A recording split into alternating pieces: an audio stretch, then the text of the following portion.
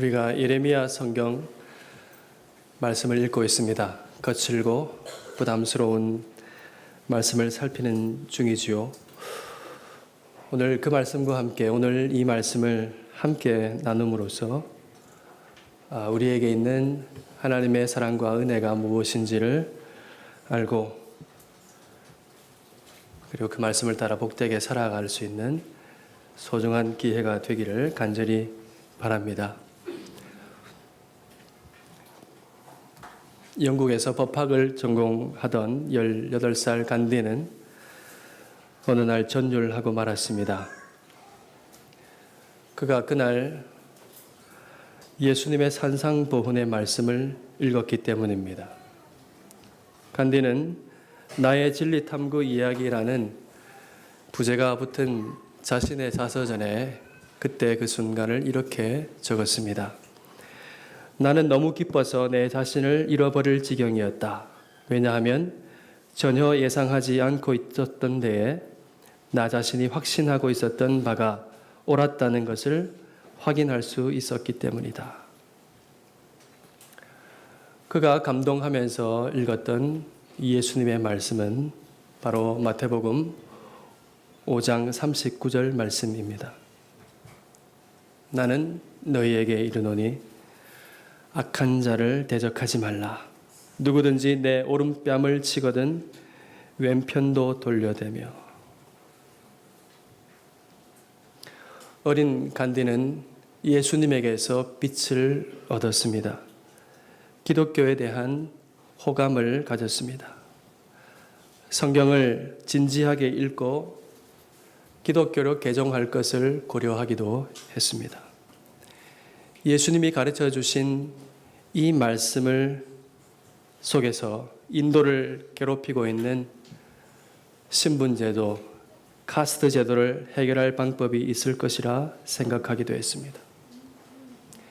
예배에 참석하며 진리를 탐구했습니다. 그러나 결국 간디는 기독교인이 되는 것을 포기했습니다. 왜 간디는 포기했을까요?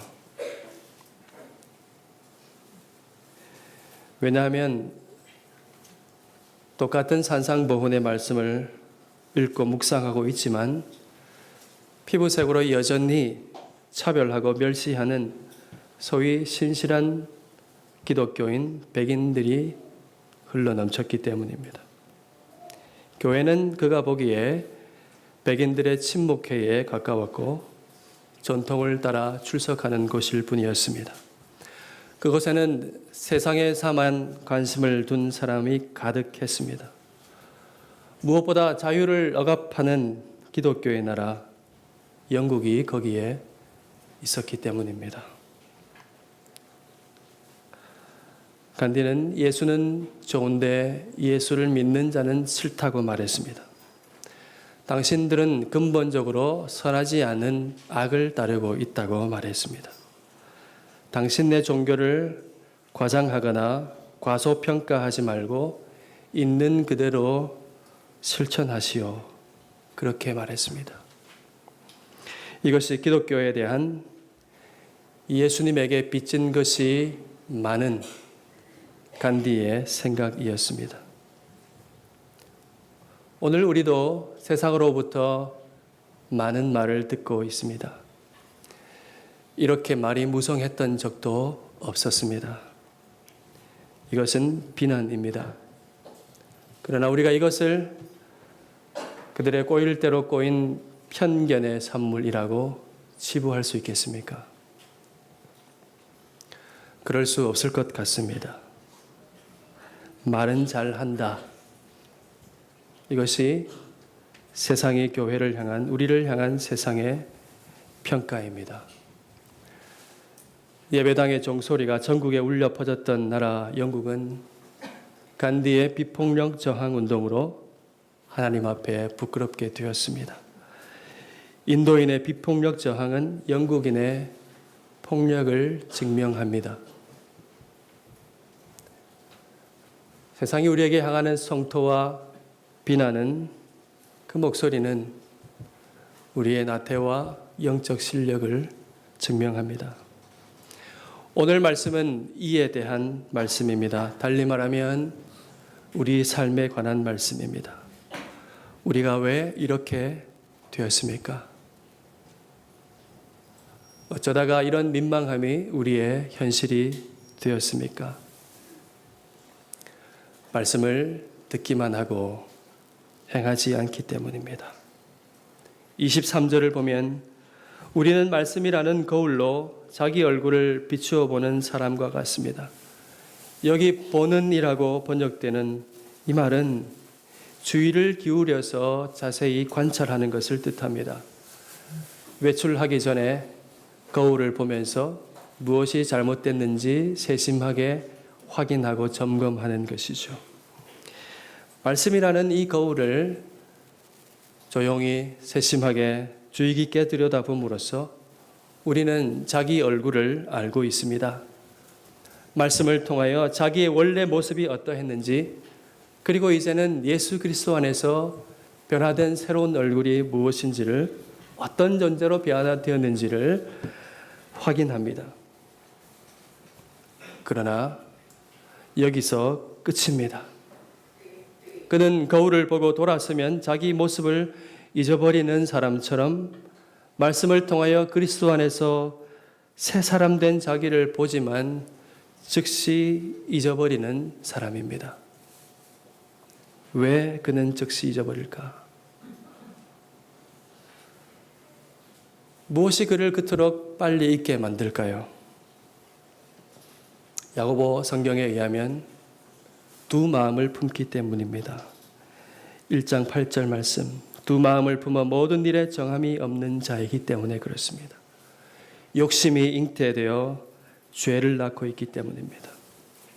21절 말씀을 보면 그의 마음에 더러운 것이 가득하고 악이 흘러넘치기 때문입니다. 그는 자신이 누구인지를 압니다. 그러나 이기적으로 알 뿐입니다. 그는 바뀌어진 정체를 자기 유익을 위하여 이기적으로 확인할 뿐 말씀을 행하지 않습니다. 자기 욕심대로 살기로 결심하는 자에게는 하나님 말씀일지라도 부수적일 뿐입니다. 그저 참고할 것이죠.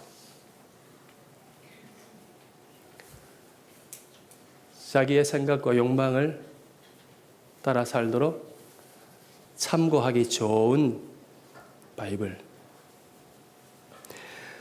말씀을 듣기만 하고 생각하지 않으면, 행하지 않음으로 말씀이 그에게 별다른 영향을 미치지 못합니다. 거울로 단추가 삐뚤하게 채워진 것 알았다면 다시 채워야 하죠.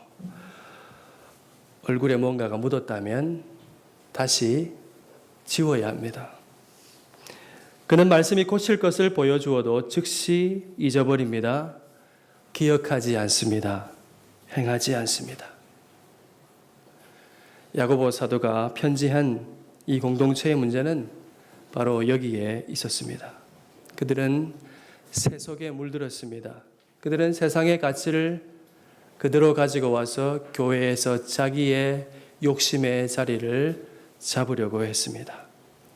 그들은 욕심에 이끌려서 여러 가지 것으로 미혹되면서 어려움이 오자 이것은 하나님이 허락하시는 시험이라고 착각하고 있었습니다.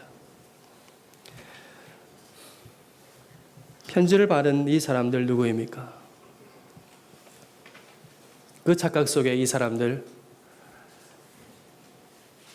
차별하고 함부로 말하고 그리고 분노를 쉼없이 내는 그런 일들을 벌어놓고 있었죠. 편지를 받는 이 사람들은 그리스도인입니다. 그들은 예배하는 사람입니다. 하나님의 말씀을 듣고 그리고 하나님을 향해서 찬송과 기도를 드리는 사람이죠. 즉 하나님께로부터 듣고 하나님을 향하여 말하는 사람입니다. 예배는 이처럼 들음과 말함으로 이루어져 있습니다.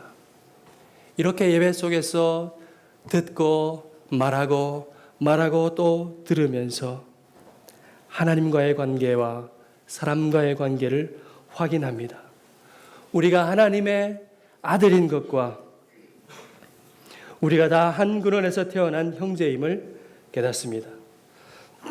그리고 예배 속에서 모든 계명의 요약, 하나님 사랑, 이웃 사랑의 분명한 하나님의 뜻을 발견합니다. 하나님께로부터 잘 듣는 자는 들은 말씀을 말할 것입니다. 사람은 많이 듣는 말을 하게 되어 있습니다. 우리가 가장 많이 들은 말이 모국어입니다. 그래서 우리가 모국어를 제일 잘합니다. 하나님께로부터 잘 듣는 사람은 들은 말씀을 하게 되어 있습니다. 하나님을 향해 진실하게 말하는 자는 형제를 향해서도 진실하게 말할 것입니다. 하나님의 말씀을 잘 듣는 자는 형제의 말도 잘 들을 것입니다. 이것이 바로 우리의 예배입니다. 이것이 하나님 사랑과 이웃 사랑의 첫걸음입니다. 예배는 하나님만 있는 것이 아닙니다. 하나님의 말씀을 위로부터 듣되 우리의 옆을 바라보며 다시 듣고 말하면서 하나님 앞에 다시 말씀을 되돌려 드리는 것입니다. 그러나 이들은 형제의 말을 경청하지 않았습니다. 하고 싶은 말을 성급하게 내뱉었습니다. 자기 중심적으로 듣고 말하면서 쉽게 화내고 분노했습니다. 찬송하는 입에서 저주와 비방이 동시에 흘러나왔습니다. 야고보서 3장 9절, 4장 12절 말씀 보면 있지요. 샘이 한 구멍으로 어찌하여 단물과 쓴물을 내겠느냐. 한 입에서 찬송과 저주가 나오는도다. 내 형제들아, 이것이 마땅하지 아니하니라. 그러고 있었다는 것입니다. 이기적인 욕심에 사로잡히면 사람은 잘 이용해야 할 대상으로만 보입니다. 그래서 섬길 수가 없습니다. 그들의 눈에는 공동체 가운데 있는 고통당하는 고아와 과부가 눈에 보이지 않았습니다. 왜냐하면 그들에게는 이용할 만한 힘이 없기 때문입니다. 고아와 과부는 당시에 가장 비천한 지위에 있었던 사람이지요. 하나님은 이 낮은 사람들을, 고아와 과부와 나그네를 사랑하셨습니다. 그들에게 정의를 행하시며 나그네에게 떡과 옷을 주시는 하나님이십니다. 고아의 아버지요 과부의 재판장이라고 말씀합니다. 사회적 약자를 돌보는 것, 환대하는 것은 하나님의 분명한 뜻입니다. 선지자를 통해서 외쳤던 그 공평과 정의가 최우선적으로 적용돼야 할 대상이 바로 그들입니다. 그런데 그들은 자기 가운데 있는 이들을 돌보지 않으므로 하나님의 분명한 뜻을 무시했습니다. 그러면서도 예배를 드리고 있는 나는, 찬송을 부르고 있는 나는, 기도하고 있는 나는 경건한 사람이다. 그렇게 착각하고 있었습니다. 이렇게 말씀을 듣기만 하고 행하지 않는 사람을 성경은 무엇이라고 말씀합니까? 22절 말씀을 보십시오. 자신을 속이는 자라고 말씀합니다. 왜 그렇습니까? 왜냐하면 우리 마음에 이미 심어진 말씀이 있기 때문입니다. 이 말씀은 21절에서 보는 것처럼 영혼을 능히 구원할 하나님의 말씀입니다. 즉 죄인이 아니라 구원받아서 하나님의 의를 이루어갈 수 있는 삶을 살게 하는 말씀입니다. 18절을 보시기를 바랍니다. 하나님께서 우리가 말씀을 행할 수 있도록 이미 은혜를 주셨다고 말씀하고 있습니다. 하나님께서 우리를 피조물 가운데 첫 열매가 되게 하시려고 하나님의 뜻을 따라 진리의 말씀으로 우리를 낳으셨다고 말씀합니다. 하나님께서 우리를 진리의 말씀으로 낳으시고 거기서 모자라 이 말씀을 우리 가운데 아예 심어 놓으셨다고 말씀하고 있습니다. 즉 이것은 무엇을 말씀하는 것입니까? 우리 주 예수 그리스도를 우리 마음에 심으신 것입니다. 우리는 성령 안에서 말씀이 육신이 되신 예수 그리스도, 부활하신 그리스도를 만납니다. 이제 하나님의 법이 구약의 백성들처럼 두 돌판에 나와 멀찍이 떨어져 있는 것이 아니라 이제 모든 사람의 마음 가운데에 완악한 마음의 가죽을 베어버리고 그리스도를 통하여 새로운 할례를 받게 하심으로 우리 가운데 새 마음을 창조해 주셨습니다. 하나님의 말씀이 우리 가운데 심어진, 우리의 마음의 신비에 심어진 부드러운 마음을 하나님께서 창조해 주셨습니다. 그러므로 성도는 하나님의 의를 은혜로 이루어 갈 수가 있습니다. 성도는 이 성령으로 말미암아 하나님이 우리 아버지이시며 우리는 하나님의 백성이라는 선명한 인식이 날마다 새로워집니다. 그 가운데 우리가 진리의 말씀으로 새롭게 태어났다는 것 알게 되고요. 우리가 같은 하나님의 말씀으로 태어난 형제임을 알게 됩니다.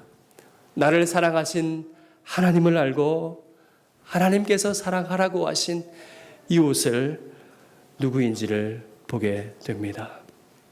이처럼 하나님께서 이 열매를 맺게 하시려고, 의의 열매를 맺게 하시려고 필요한 모든 은혜를 우리에게 부어 주십니다. 그러므로 우리는 명백합니다. 변명은 궁색할 수밖에 없습니다.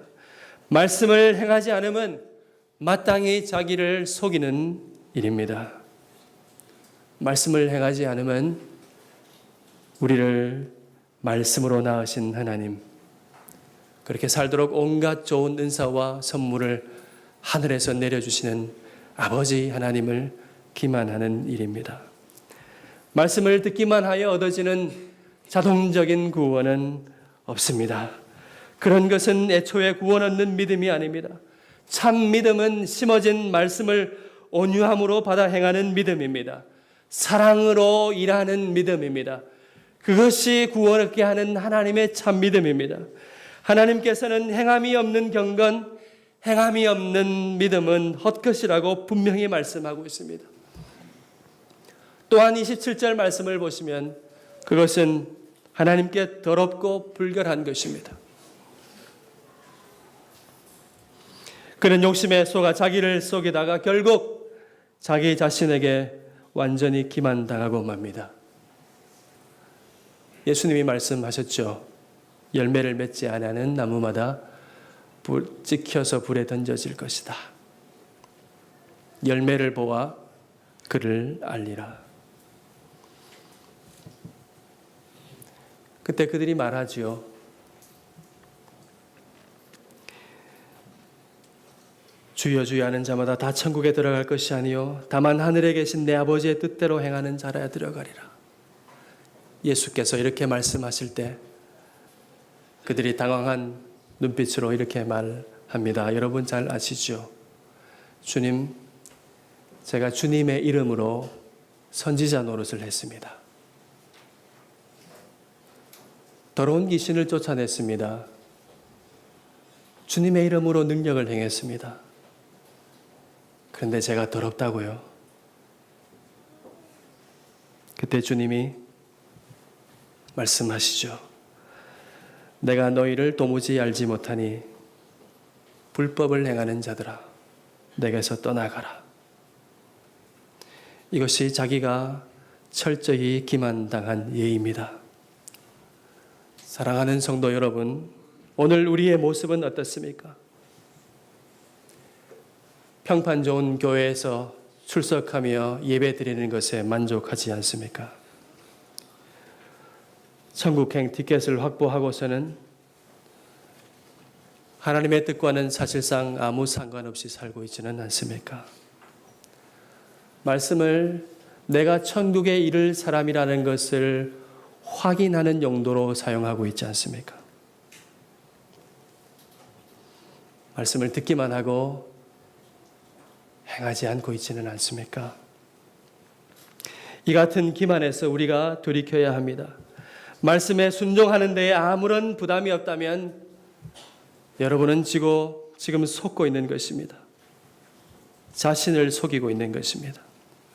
심어진 말씀이 있는데도 여전히 죄악과 버타고 산다면 마지막에 철저히 기만당할지 모릅니다.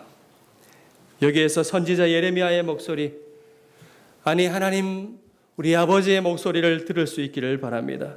우리의 거짓과 기만 때문에 하나님께서 울고 계십니다.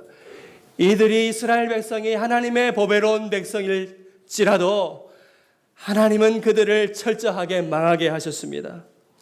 어찌하면 내 머리는 물이 되고 내 눈은 눈물 근원이 될고 죽임을 당한 딸 내 백성을 위하여 주야로 울리로다.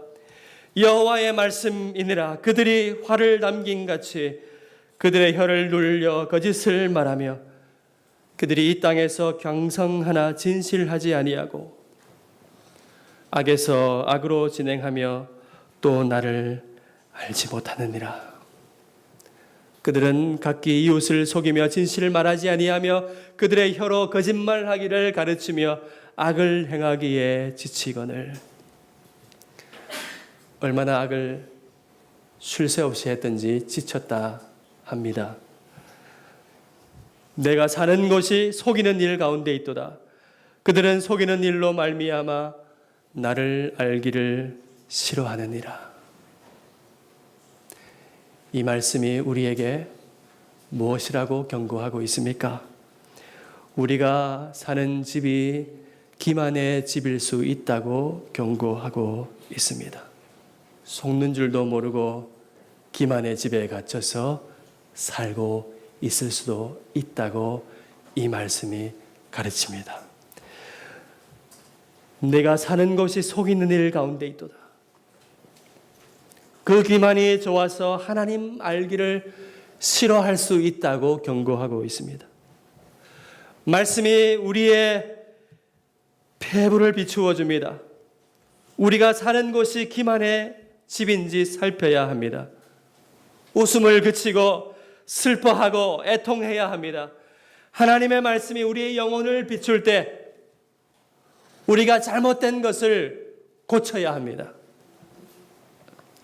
하나님께서는 이처럼 명백한 말씀으로, 거부할 수 없는 말씀으로 우리에게 오늘도 가르쳐 주시고 비추어 주시고 우리를 새롭게 하시는 하나님의 은혜를 부어주고 계십니다. 그러므로 사랑하는 성도 여러분, 우리 속에 이미 심어진 말씀을 날마다 온유함으로 받을 수 있기를 바랍니다. 아직 우리에게 기회가 있을 때 이미 우리 속에 심어진 말씀을 순종할 수 있기를 바랍니다. 먼저 우리를 진리의 말씀으로 낳으시고 하나님의 의를 이루어가도록 부르신 하나님을 믿어야겠습니다. 그분은 우리가 그렇게 살 수 있도록 모든 것을 주신 분이십니다. 사랑의 아버지 하나님이십니다. 말씀을 심고 그리스도를 심으셨습니다. 우리를 진리의 말씀으로 낳으셨는데 거기에서 더 모자라서 아예 이 말씀을 우리의 마음 가운데 심었다고 말씀합니다. 그리스도 예수의 마음을 너희가 가졌다고 말씀하고 있습니다. 이것은 우리를 거룩하게 빚어가시라는 하나님의 열심입니다.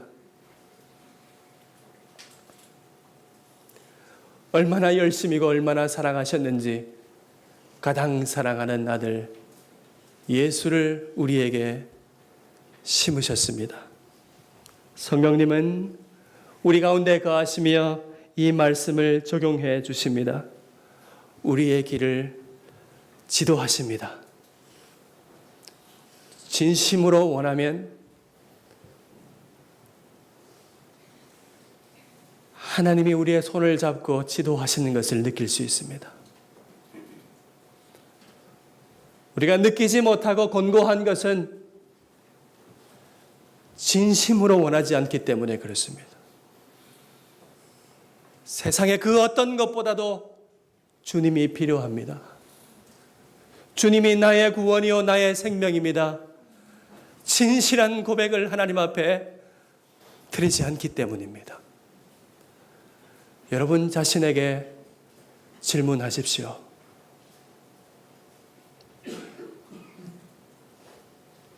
내가 왜 곤고한가?